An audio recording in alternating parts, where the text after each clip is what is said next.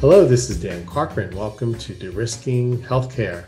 In this short episode, Dr. Banerjee weighs in on the investment healthcare organizations need to make in patient safety and quality as a response to the financial organizations' need to optimize revenue.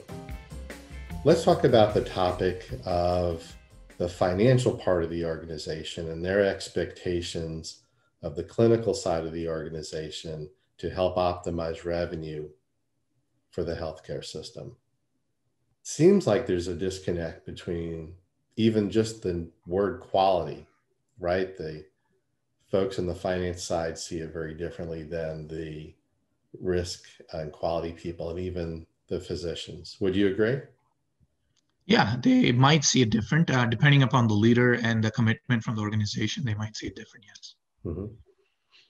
In the financial organization I also belong to, they show frustration that the clinical side won't get behind their initiatives, which from the financial side, they're curious because they think, hey, the finance side covers their paycheck. Why won't they get with us? Why do you think there's a disconnect there?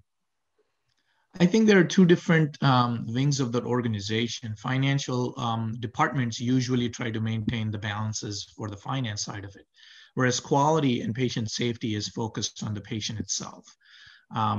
Ideally, they should be working in collaboration with each other so that they understand the finances will automatically improve if the quality and patient safety within the institution improves.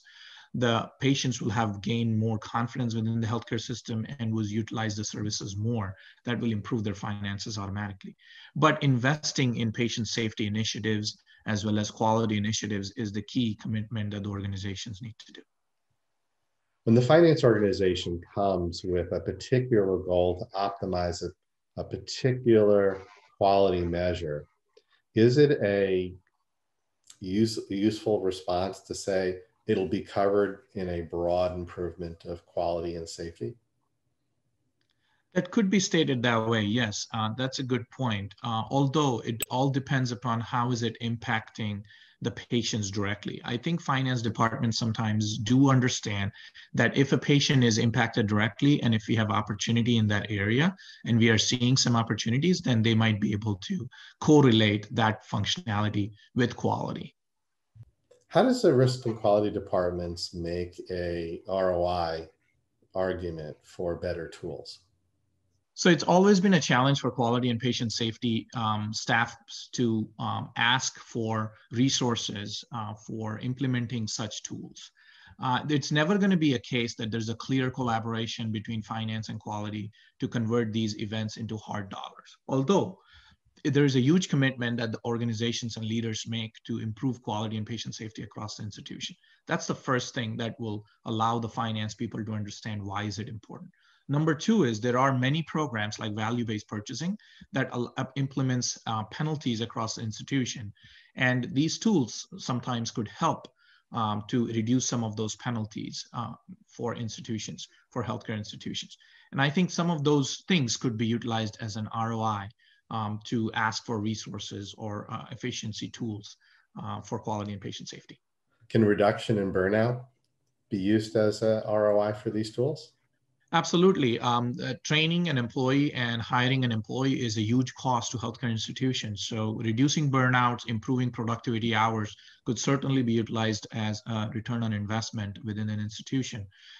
It may not be very clear in terms of how do we utilize this ROI or should we see this ROI immediately in the near future, but it certainly could be a good factor within the ROI calculation.